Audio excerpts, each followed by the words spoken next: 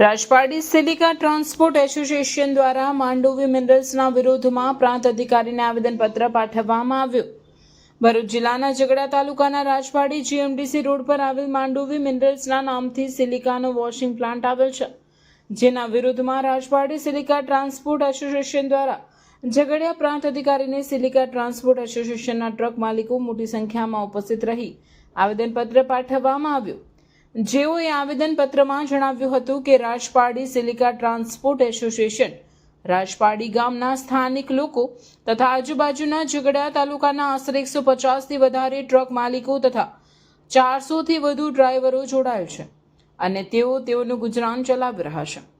ઝઘડિયા તાલુકાની અંદર આશરે 100થી વધુ સિલિકા પ્લાન્ટો હાલ કાર્યરત છે અને તેઓ તમામ ટ્રાન્સપોર્ટ એસોસિએશનને સહકાર આપી રહ્યા છે અને સ્થાનિકોને રોજગારી પૂરી પાડી રહ્યા છે અને નક્કી કરેલ મુજબ ભાવ આપી રહ્યા છે, પરંતુ જીએમડીસી રોડ પર આવેલ માંડવી મિનરલ્સ દ્વારા રાજપારડી સિલિકા ટ્રાન્સપોર્ટ એસોસિએશન સાથે ક્યારેય સહમત થયેલ નથી અને તેઓ રાજપારડી સિલિકા ટ્રાન્સપોર્ટ એસોસિએશન પર યેન કેન પ્રકારે કાયદાકીય પોલીસ તથા જીએમડીસીનો ઉપયોગ કરી એસોસિએશનને દબાણમાં લાવી તે બંધ કરવાની પેરવીમાં છે, જેના અનુસંધાને એસોસિએશનના પ્રમુખ પર પોલીસ મથકે અરજી કરેલ છે, જેઓ દ્વારા સ્થાનિક લોકોને જીવાદોરી બંધ કરાવવા અને ટ્રાન્સપોર્ટરોને સહકાર આપતા નથી એવા આક્ષેપો આવેદનપત્રમાં કરવામાં આવ્યા હતા અને વધુમાં જણાવ્યું હતું કે માંડોવી મિનરલ સરકારના નીતિ નિયમ મુજબ તથા સરકારી વિભાગના માન્ય પ્રમાણપત્ર ધરાવે છે કે કેમ તેની તપાસ કરવા આવેદનપત્રમાં જણાવ્યું હતું।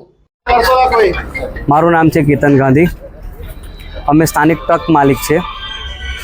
અમે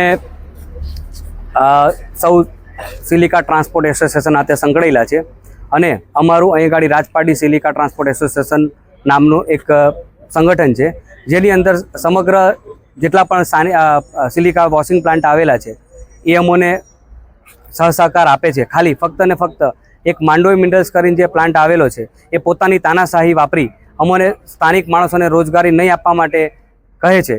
તો આ જે સંગઠન અમે જે બનાવેલું છે સમગ્ર ગુજરાતની અંદર 5 થી 6 જગ્યાએ, જેમ કે કચ્છ છે, મગદલ્લા છે, ભાવનગર છે, એવું બધી ઘણી જગ્યાએ ચાલતું છે। તો અમારો પણ એવો હક છે કે અમારી પણ રોજીરોટી આના હસ્તક પ્રાપ્ત થઈ રહેલી છે।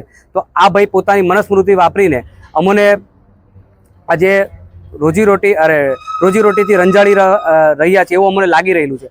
તો અમે ગાંધી ચિંધ્યા માર્ગે આવનાર સમયની અંદર સમગ્ર ટ્રકો બંધ કરી એનો વિરોધ નોંધાવીશું।